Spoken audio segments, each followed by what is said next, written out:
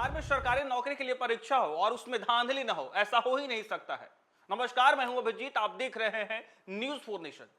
बिहार में आए दिन पेपर लीक के मामले जो है वो चर्चा में रहता है, क्योंकि बिहार में जब जब प्रतियोगी परीक्षा होता है पेपर लीक और गड़बड़ी के मामले सामने निकल कर आते हैं। चाहे बिहार पुलिस हो या फिर तमाम प्रतियोगी परीक्षाएं, खासकर बीपीएससी को लेकर आए दिन सवाल खड़े होते हैं। बीपीएससी पर आए दिन सवाल इसलिए खड़े होते हैं कि जब जब बीपीएससी की परीक्षा होती है, पेपर लीक, परीक्षा में गड़बड़ी, तमाम तरह के जो मामले हैं वो निकलकर सामने आते हैं और आए दिन बीपीएससी पर सवाल उठता है।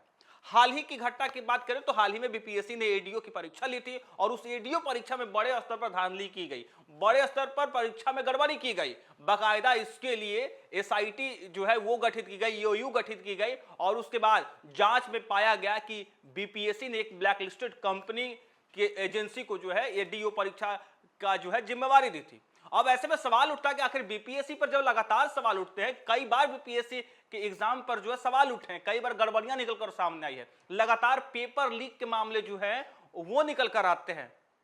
जो छात्र हैं, जो अभ्यर्थी हैं, कई सालों से परीक्षा की तैयारी करते हैं, लेकिन जब परीक्षा देते हैं और उसके बाद परीक्षा पेपर लीक होता है या फिर तमाम तरह के जब गड़बड़ियां निकलकर सामने आती है, छात्र हताश हो जाते हैं। और ऐसा ही कुछ हुआ जब एडीओ की परीक्षा हुआ। इस एडीओ परीक्षा में बड़े स्तर पर धांधली की गई और सवाल उठा कि बीपीएससी ने गलत एजेंसी को जो है पेपर एग्जाम कराने के जो है वो टेंडर दिया था। अब सवाल उठता है कि आए दिन जब बिहार में प्रतियोगी परीक्षाओं में जो है गड़बड़ियां निकलकर सामने आएगी, इस तरीके से जो है पेपर लीक के मामले सामने आएंगे, तब आखिर कैसे होगा। और बीपीएससी एडीओ परीक्षा में जिस तरीके से धांधली हुई है, लगातार ईओयू एसआईटी की टीम जो है छापेमारी कर रही है, कई लोगों की गिरफ्तारी भी हुई है, लेकिन इसके बावजूद देखिए किस तरीके से अब ईओयू और एसआईटी ने मिलकर बड़ा खुलासा किया है। मास्टर साहब, इसकी असली पहचान क्या है, फिलहाल किसी को पता नहीं है, पर मास्टर उस सातिर दिमाग वाले इंसान का कोड नेम है जो एग्जाम में गड़बड़ी करता है, जो इस एग्जाम को गलत तरीके से जो है कंडक्ट करवाता है। यानी इस सातिर मुन्ना भाई के मिली भगत से देखे किस तरीके से एडीओ परीक्षा में गड़बड़ी हुई और उस मास्टरमाइंड का नाम, उस सातिर का नाम मास्टर था। लेकिन मास्टर कोड था, इस मास्टर कोड से ही हर परीक्षाओं को वो कंडक्ट कराता था, हर परीक्षा में वो धांधली करता था, हर परीक्षा में गलत तरीके से वो बैठता था। इसी की तरफ से ली गई सहायक शिक्षा विकास पदाधिकारी की परीक्षा में धांधली के लिए बड़े स्तर पर सेटिंग रखी गई थी। एग्जाम सेंटर के अंदर फिंगरप्रिंट, रेटिना चेक करने के लिए अपने लोग बैठाए गए थे। इसके लिए उस कंपनी के लोगों से सेटिंग की गई, जिसे कैंडिडेट्स का बायोमेट्रिक अटेंडेंस बनाने की जिम्मेदारी मिली थी। 3 चरणों में हुई इस परीक्षा की शुरुआत ठीक एक दिन पहले मुंगेर डीएम को मिली एक सूचना ने मास्टर साहब के सारे मास्टर प्लान पर पानी फेर दिया। मास्टर साहब यानी जो मास्टरमाइंड था, जो इस परीक्षा का सातिर था, जो इस परीक्षा का सेटर था, उसका नाम मास्टरमाइंड था। अब कहा यह जा रहा है कि अब तक इस मामले में जो है 36 लोगों को गिरफ्तार किए गए हैं। सबसे अधिक 22 लोगों की गिरफ्तारी मुंगेर से हुई है, तो वहीं 12 दिन बाद भी ईओयू को मास्टर नहीं मिल पाया है। हम वही मास्टर की बात कर रहे हैं जो मास्टर सातिर था, जो इस पूरे नेटवर्क का सरदार था और उसका नाम मास्टर था।